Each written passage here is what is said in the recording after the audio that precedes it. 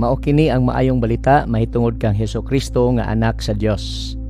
Nagsugod kini sa dihang natuman ang panagna ni propeta Isaias.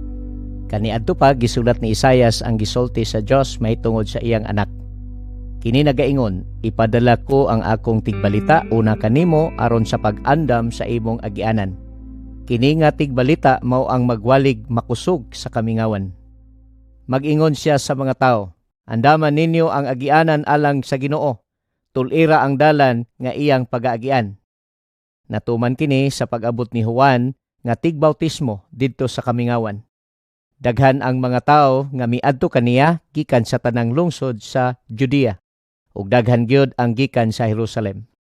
Nagwali si Juan kanila nga nagaingon, hinulsoli og biyain ninyo ang inyong mga sala og pagpabautismo kamo og ang Dios magpasaylo kaninyo.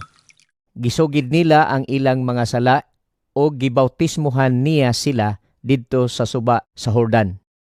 Ang bisti ni Juan hinimo gikan sa balibo sa kamilyo ug ang iyang bakos panit.